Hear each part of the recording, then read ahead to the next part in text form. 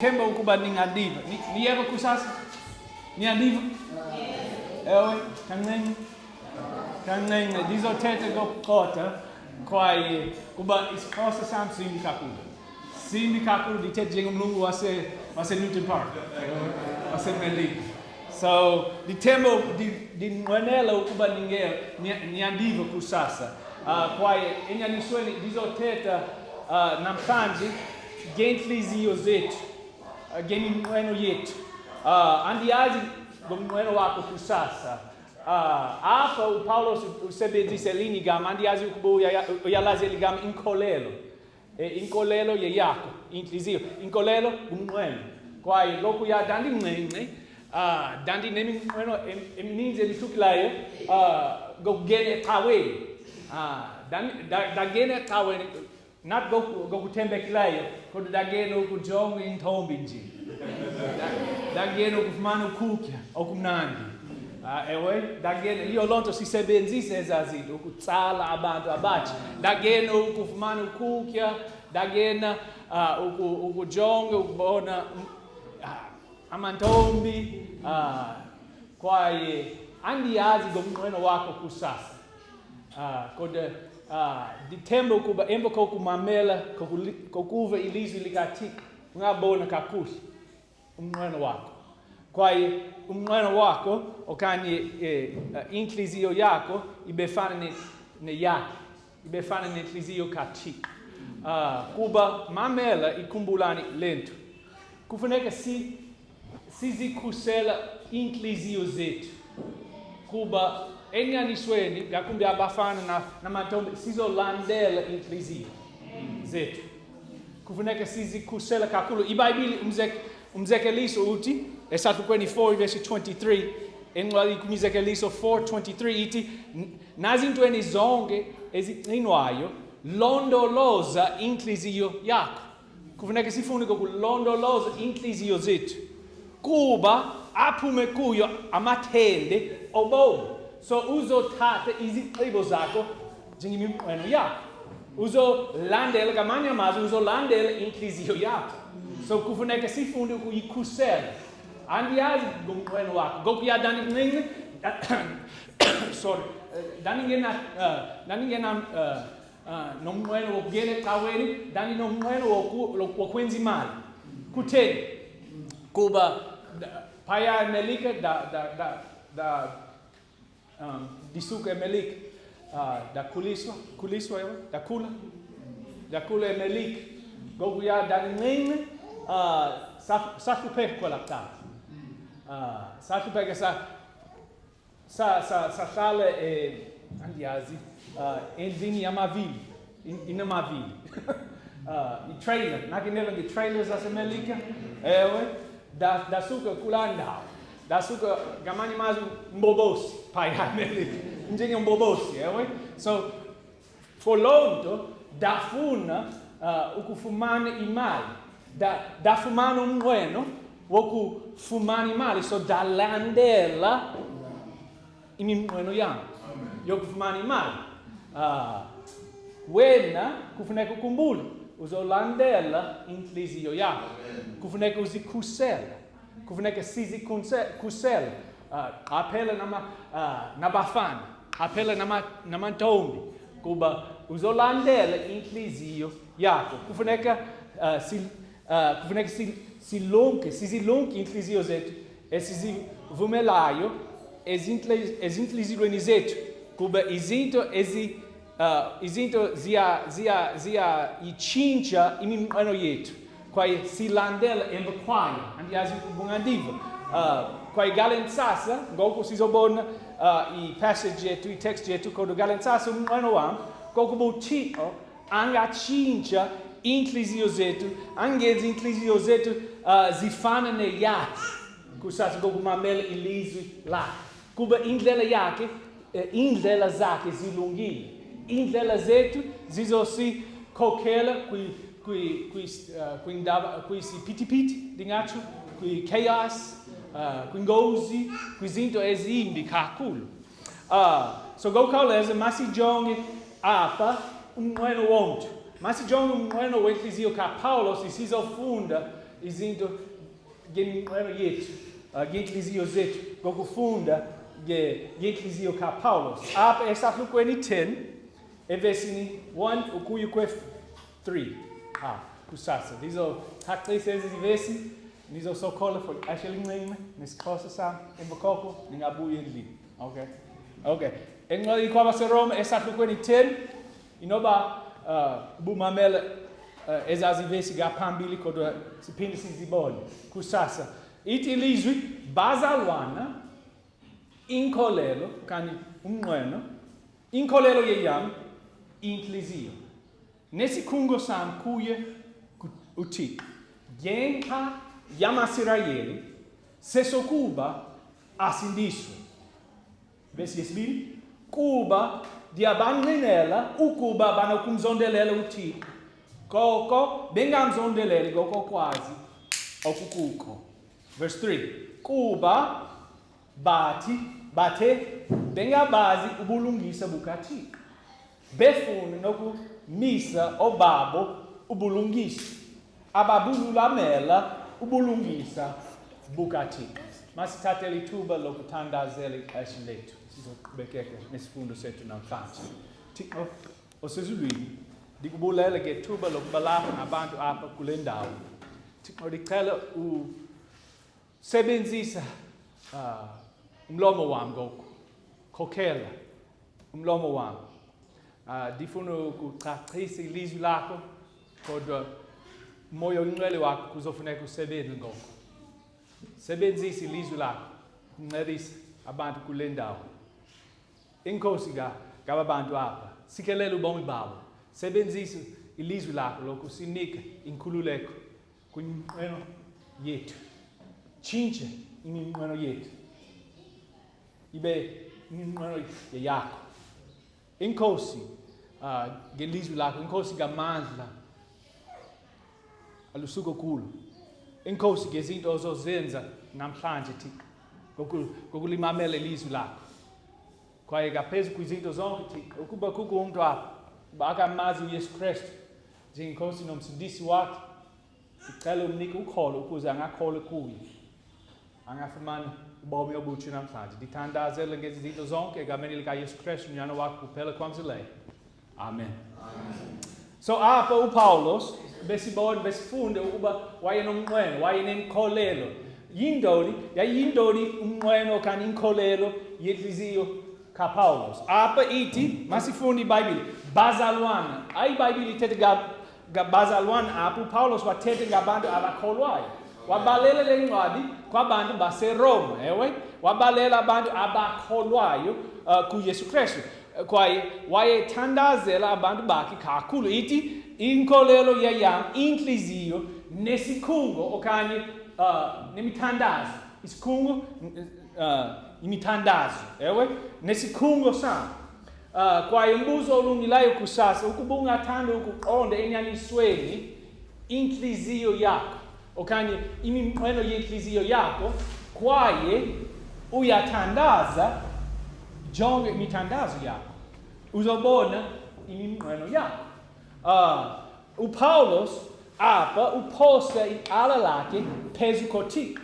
Kwaye sonke sifanele ukwenza lento. Ekuqala kaPetro sisahluko 5 verse 7 ithi lonke icala lenu liphoseni phezu kwakhe. Sithanda ukuphosa amatyala ethu phezu komfundisi. iBhayibhile iyasifundisa ukuphosa icala lethu phezu kuye. uPaulos apha uphosa icala lakhe phezu koThixo. Kwaye ngelishwa xa sifunda lento, xa sisenze lento amaxesha amaninzi, xa sithatha ithuba lokuthandaza, ngelishwa amaxesha amaninzi endaweni yokuthandazela abanye abantu sizicingela nje. Amaxesha amaninzi sizikhusele nje. uPaulos apha uthi inkolelo yam inhliziyo. Wayekhathazekile ngento ngabo kwamaSirayeli. Awubani amaSirayeli? Uyayazi? abantu bakhe. Wayebhala nancwadi kubani? KwabaseRoma. Kwaye inkolelo yakhe, umnqweno wakhe, imithandazo yakhe yayingooSirayeli, abantu bakhe. Paulos wayekhathazekile ngabo. Xa ufunda iBhayibhile akuzomfumana uPaulos ethandaza ngaye kakhulu. Umbuzo olungileyo kusasa, ingabe uyathandaza? Uthandazela ntoni? Uthandazela ntoni? Ndinganixelela into. Xa uthandaza hayi esidlangalaleni kodwa ngasese. Xa uthandaza ngasese, ukuba uyathandaza ngasese uzobona inhliziyo yakho.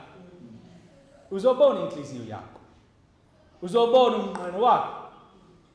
Bazalwana apha ndithethe nabazalwana namhlanje, abantu abakholwayo. Umuntu wethu omdala wayezikhathazekile kakhulu ngaye. Kakhulu. Kodwa sahlukile. Singabantu abatsha ngoku. Ewe, iminqweno yethu yahlukile ngoku. Sifanele ukukhathazela ngabantu bethu. uPaulos wathi, bazalwane, inkolelo yeyam, inhliziyo nesikhungo sam kuye uThixo. Ngenxa yamaSirayeli sesokuba asindiswe.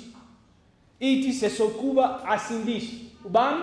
uSirayeli, abantu bakhe. Yayingabantu bakaPaulos. Umnqweno wakhe yayikokuba abantu bakhe basindiswe.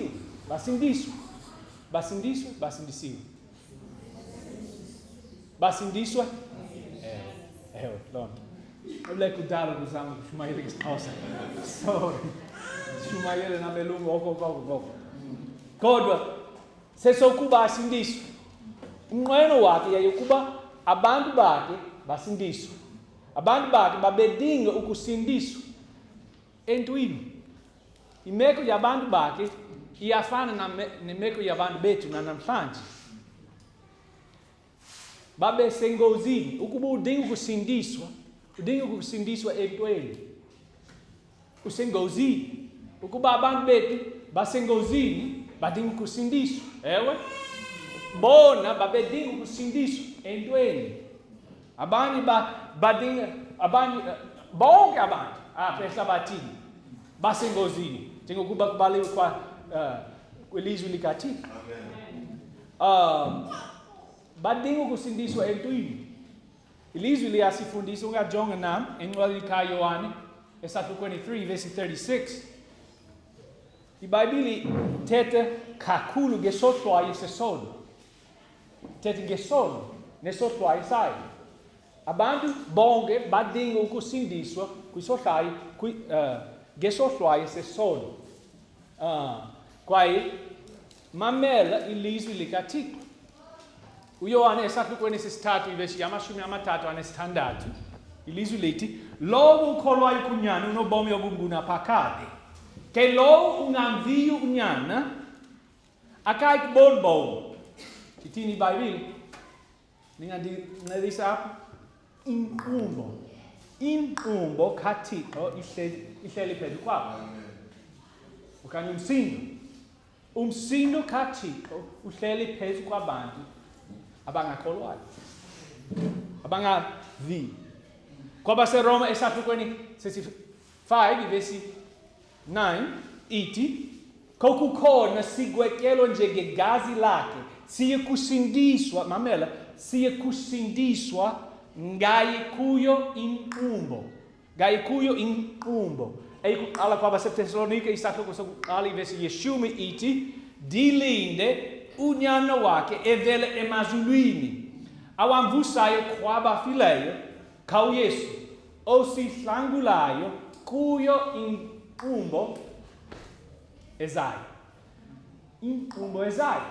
Bonke abantu apha ehlabathini badinga ukusindiswa entweni, inkqubo ezayo. uThixo osezulwini okwangoku unomonde kakhulu nabantu apha ehlabathini. Nake neve ngoNoah, ngemini kaNoah, uNoah umonde kaThixo waphela. uThixo osezulwini wayeyenza ntoni? Wayechabalalisa abantu ngantoni? Ngamanzi. Ewe, umonde wakhe waphela. Abantu bonke babehamba ngendlela yabo, babesenza izenzo zabo, kwaye uThixo wabanike ithuba iminyaka eyi-120 yokuguquka. Kodwa abantu babengeva, babengafuni ukumamela umshumayeli, babengafuni ukumamela ngobabalo lukaThixo ngokungena ebotini. Babeqhubekeka ngendlela yabo, kwaye babe-experience inkqubo kaThixo ngaphezu kwabo. Kwaye iBhayibhile namhlanje ithetha ngemini yethu nanjengemini kaNoah. Mamela, ilizwi liyasifundisa ngomyalezo wecawa. Mamelani, singena apha ukuze singafunda ngokucacisa lo myalezo. Mamela umyalezo wecawa namhlanje. Kumyalezo wecawa. Mamela, kwabaseKolose isahluko sokuqala ivesi yamashumi amabini anesibhozo. Esahluko 1 ivesi 28. iBhayibhile yasifundisa, sazisa ke thina siluleka wonke umuntu. Ngumsebenzi wakho njengomsebenzi wami ukululeka wonke umuntu. Ukululeka wonke umuntu. Sifundisa wonke umuntu ngabo bonke ubulungu ukuze, mamela, ukuze simise wonke umuntu eqebelele ekuKristu Yesu. Ukuze bazilungiselele ngombono, ngobuso, kuba sonke sizoma ngaphambi koThixo kamsini. Sonke sizosweleka kamsini. Kwaye xa usweleka kumele uzilungiselele. uThixo osezulwini uyakunika ngoku ithuba lokufumana ubabalo. Kodwa kufuneka sizithobe, sikholwe kwindlela yakhe yosindiso. Ukuba sisweleka esodweni, silindela ntoni? Inkqubo yakhe, msindo wakhe. Niyandiva namhlanje? uPawulos wayeqonda imeko yabantu bakhe. Abantu bakhe kufuneka baqonda imeko yabo. Ngumsebenzi wecawa. Ngumsebenzi wecawa. Kufuneka siyazi imeko yethu. Sonke siyagula. Sonke sinesifo. Sonke sinesifo sesono. Amen. Njengokuba kubaliwe kwathiwa akukho lungisa hayi nalinye. Imeko yethu, imeko yakho, imeko yabantu bonke ehlabathini lonke. Umuntu ogulayo uye kwagqirha ufumana uncedo. Abantu behlabathi kufuneka baqonde ngemeko yabo. Umuntu ophilileyo akazoyi kwagqirha. Ewe, uYesu wathi encwadini kaMarko esahluko 2 ivesi 17, akufuneki igqirha kwabaphilileyo, lifuneka kwabafayo. Andizi kubiza malungisi, ndizi kubiza aboni ukube baguquke. Ukuba ungumoni, hey, haleluya, likhona ithuba lokufumana uxolelo. Kufuneka uguquke, ukholwe kwindlela kaThixo yosindiso. Inkolelo kaPawulos yekuba asindiswe amasirayeli, abantu bakhe. Wayebathanda kakhulu. Wayebathanda kakhulu. uPawulos wayekhathazekile ngabo. Enyanisweni ukhathazekile ngabantu bakhe. uPawulos wathi evesini 2, kuba ndiyabanqinela abantu bakhe, ndiyabanqinela ukuba banokumzondelela uThixo, koko bengamzondelele ngokokwazi okukukho. So uPawulos wathi banokumzondelela. Ngesingesi ithi zealous, very zealous for. Amasirayeli ayekhonza uThixo wabo kakhulu. Anikela kakhulu, agene esikhundleni okanye ecaweni yabo kakhulu. Hoge xesha babe nenkonzo, babegena, babenikela, babencelisa amahlwempu, babethandaza, babekhumbula ngentloko iBhayibhile yonke abantu. uPawulos wayelinqina ngemisebenzi elungileyo yabo, kuba wayesenza ezazinto zonke. Kodwa amehlo kaPawulos wavulwa nguThixo ngokuqonda umahluko. Abantu bakhe babengaqondi ukuba ukuya ecaweni, babengaqondi ukuba imiculo yabo nomnikelo wabo nayimisebenzi yabo yayibancedisa ngemeko yabo. Imisebenzi emihle, mamela, imisebenzi emihle ayizange isihlambulule isifo sethu, isifo sabo, izono zethu. Amasirayeli apha babesenza izinto zonke ezilungileyo, izinto ezininzi ezilungileyo, kodwa bengamzondeleli ngokokwazi okukuko. Babekholwa ubuxoki bukaSathane. Babecinga ukwenza izinto ezilungileyo zibenza abantu abalungileyo. Ayonyaniso. Diphinde lento, imamelane lento kwakhona.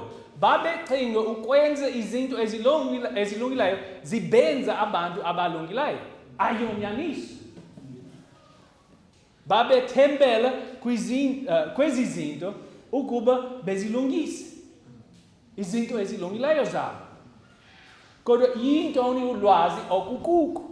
Yintoni ulwazi oluyinyaniso? Evesini 3.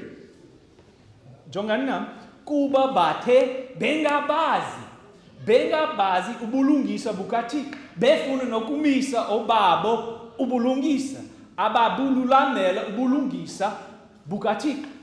So lebesi isibonisa ingxaki yabo. Yasibonisa ingxaki yabo.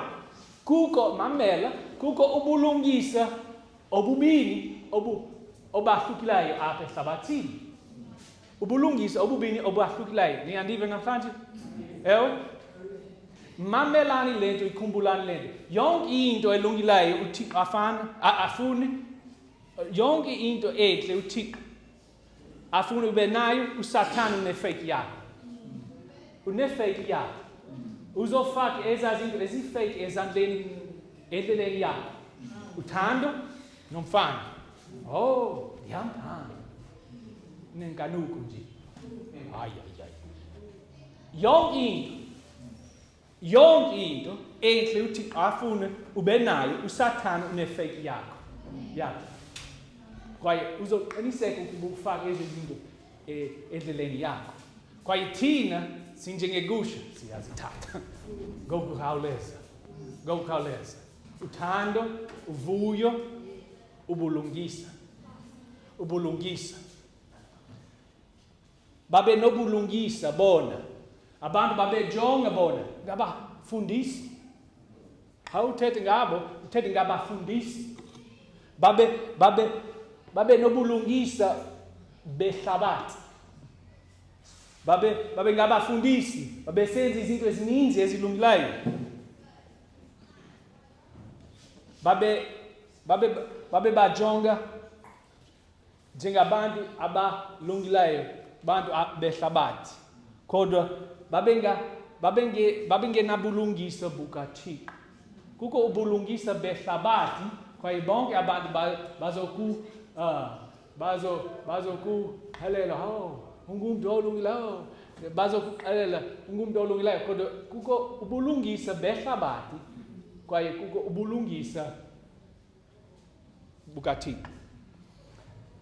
uThixo osezulwini wenza icebo lokuncedisa abantu nemeko yabo, nokunika abantu ubulungisa bakhe, ukuze bazilungiselele ngokufa.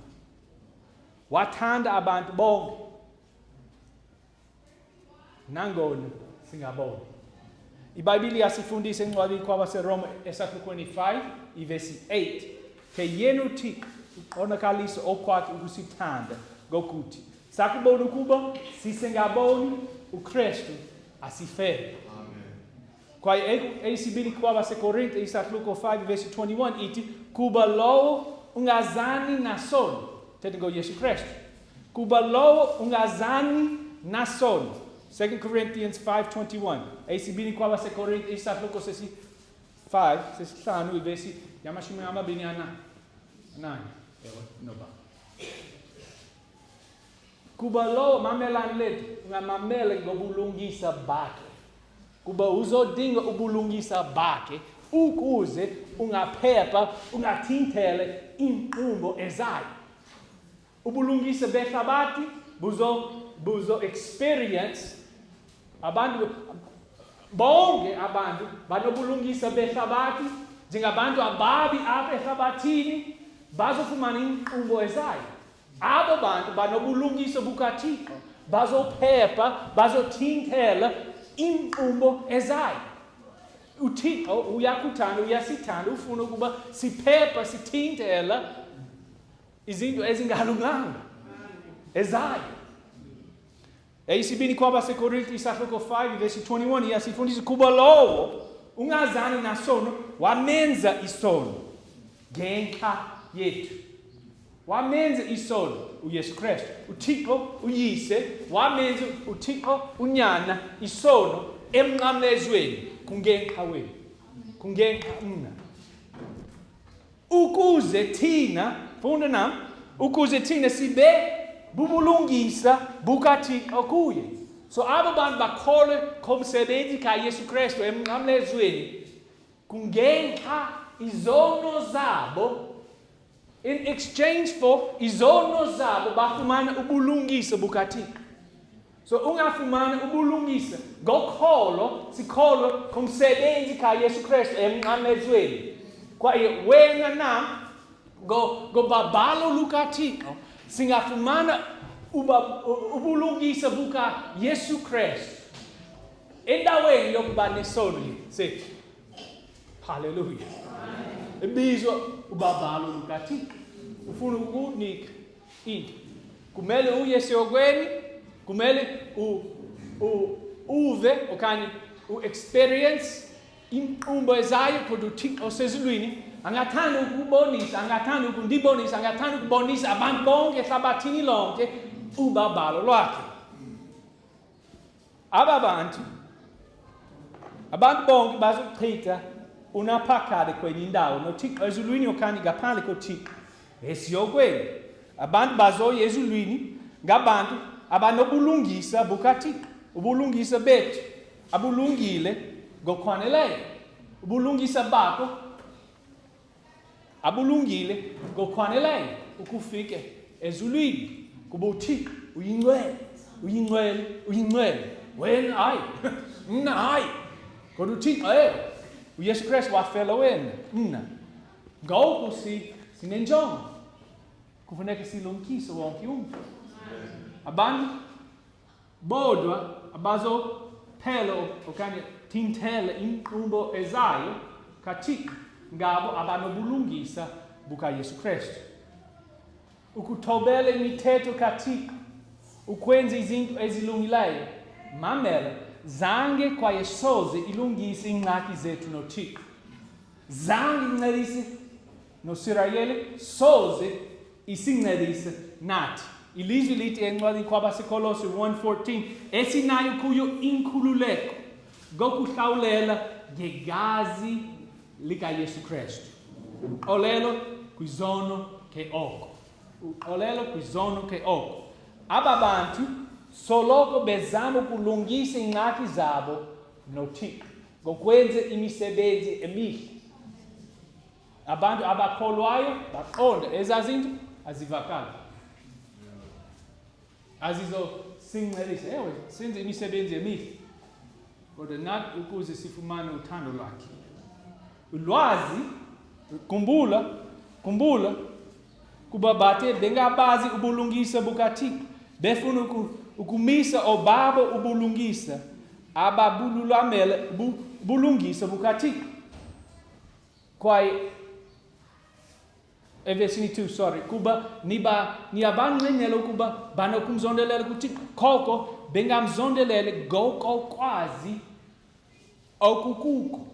So ulwazi oluyinyaniso, ulwazi kukuqonda lento, ulwazi kuthetha ukuthi uqonde indlela kaThixo ukulungisa ingxaki noThixo. Asoze kuvela ngezinto ozenzayo. Asoze. uThixo wenze indlela. Igama lakhe nguYesu Kristu wathi din indlela. Din inyaniso. Din ubomi. Akukho nani uzayo kubawo. Engezi yawo. Wathi uYesu. So, mbuzo olungileyo namhlanje abili lo. Seke wazithoba kwaye wamkela indlela yakhe yosindiso? Wena okanye usahlala ngaphandle. Ulindele imvulo. Ulindele inkqubo ezayo.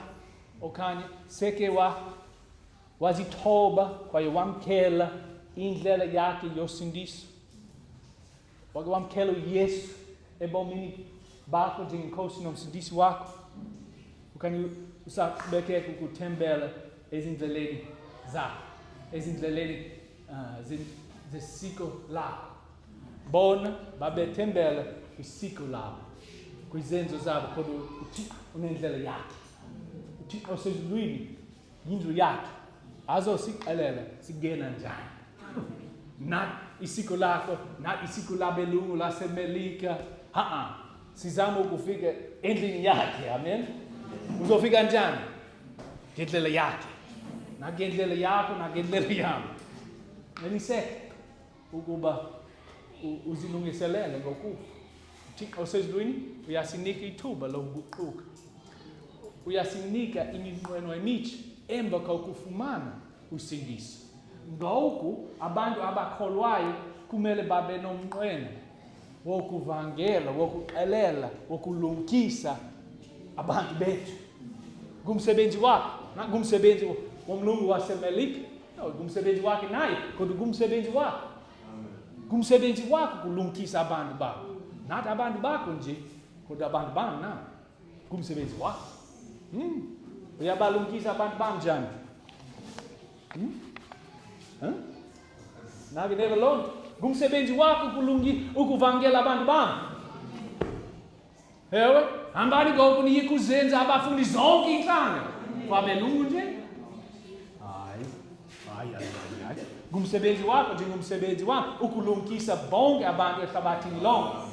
Wena uzovangela abantu bami njani? Ufika hapa nevangeli, ufika hapa nevangeli. Istinji? uThixo ulungile kuthi. Lixesha lokusebenza, lixesha lokulumkisa abantu bonke ehlabathini lonke. uThixo ulungile. Amen. Mfundisi.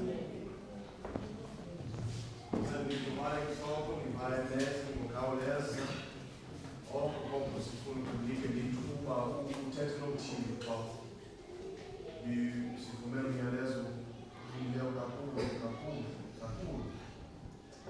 Nina utsho Mfundisi iqala kufuneka sifumana inhliziyo kaThixo njengamakristu. Kufuneka sifumane ithando kaThixo. Sifumane lonto njani? Ilizwi lakhe. So njengabantu kuqala kufuneka siqonde imeko yethu. Inkqubo kaThixo ihlala phezu kwethu. Ngokuba sinezona kufuneka silungise lonto njani? Siwamkele uYesu Kristu njengomsindisi wethu. Kodwa ukuba sisindisiwe namhlanje asigqibanga. Sinomsebenzi ngoku ukulumkisa abanye. Njengomntu wanike ilizwi likaThixo kufuneka sinika kwaye sinikela abantu nelizwi likaThixo ukuthi nangosindiso. Utsho Mfundisi uyathandazela indlela yakho kanye indlela kaThixo. Kwesibili uyaphatha njengomKristu imihla ngemihla. Ukuba ubufuna ukulumkisa umuntu, wazocinga njani? Wazocinga ungumKristu wena? Okanye bazomamela. Masithathe lethuba ukuthetha nokuThixo. Ukuba kukho izono ebomini bethu mandizilungisa ngoku. Ukuba akusindiswanga, ndicela uphakamise isandla sakho. Ukho umntu akasindiswanga namhlanje, okanye ubilekile kusindiso, okanye awuyazi. Ukho umntu ndicela uphakamise isandla sakho. Ungathetha nam kanye nomkhosikazi yam, kanye nomfundisi, namhlanje sizoba novuyo kakhulu ukulibonisa ithini ibalulekile ngumsindisi. Wonke umuntu ulungile. Okwesibini, uyalandela inthando yakho okanye inthando kaThixo. Asithandazele bawo Nkosi nethuba ukuba ilizwi lakho. Bindle Thixo, kuba ibuhlungu ngamanye amaxesha ilizwi lakho